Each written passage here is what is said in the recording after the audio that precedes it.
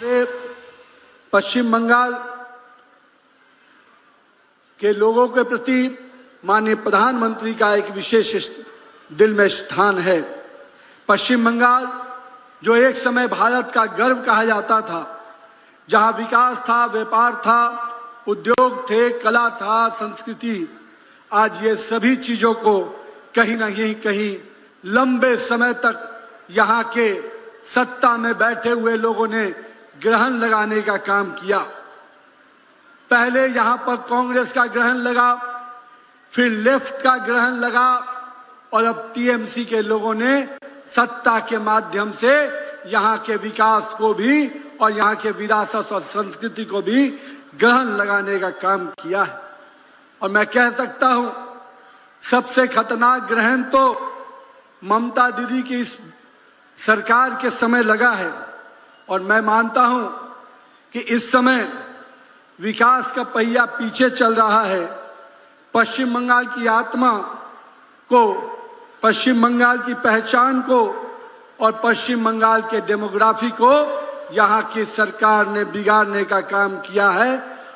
और हमें इस सरकार को उठार के पूरी तरह से उखाड़ फेंकने का काम करना है। मित्रों, आज इसी पश्चिम बंगाल में माँ, माटी और मानुष की चर्चा होती थी, लेकिन सत्ता में आने के बाद यहाँ की माँ किस प्रकार से असुरक्षित हैं, ये संवेदनशीलता हमने देखी है। किस प्रकार से संदेश खाली से लेकर आरजी कर तक, किस प्रकार से पार्क स्ट्रीट से कामटूनी तक बंगाल की बेटियां असुरक्षित हैं, ये हम लोगों ने देखा है। और आज यहाँ की माटी को, किस प्रकार से यहाँ के मिट्टी को, डेमोग्राफी को बिगाड़ने का काम किया गया। जो यहाँ के बंगाल के, पश्चिम बंगाल के लोगों का जिस पे हक था, उस मिट्टी पर बांग्लादेशी घुसपैठियों का हक देने का काम किसी ने किया है, तो यहाँ की ममता दीदी की सरकार ने किया है। और आज मैं कह सकता हूं, यहाँ के लोगों का हक छीनकर और जिनको देने का काम किया है, उन बांग्लादेशी घुसपैठियों को निश्चित रूप से नरेंद्र मोदी की सरकार और भविष्य में पश्चिम बंगाल में जो डबल इंजन की सरकार बनेगी, उस डेमोग्राफी को सुधारने का काम करेगी और इन बांग्लादेशी घुसपैठियों को बाहर करने का काम करेगी। मित्रों, जहां एक और हमारे माँ को परेशान किया, हमारी माटी को परेशान किया, और अब मैं ये कह सकता हूं कि यहाँ के मानुष के साथ भी कोई अच्छा व्यवहार नहीं किया। आज यहाँ का मानुष कहीं ना कहीं पलायन के लिए, तुष्टीकरण के कारण, भ्रष्टाचार के कारण, अराजकता के कारण पलायन के लिए मजबूर हो रहा है।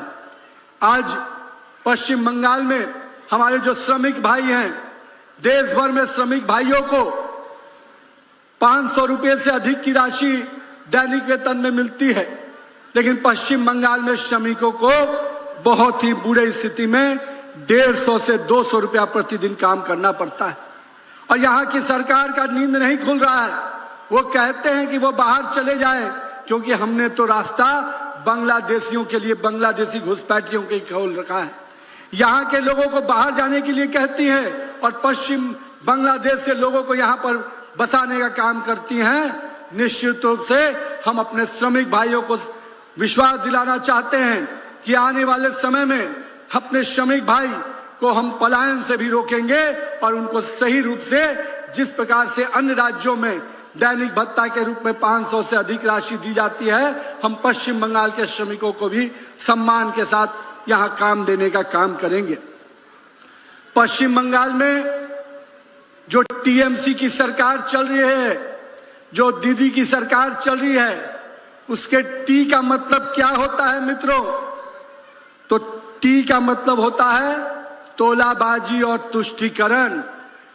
एम का मतलब क्या होता है? माफिया राज और महिलाओं पर अत्याचार। और सी का मतलब क्या होता है मित्रों? करप्शन और कट मनी।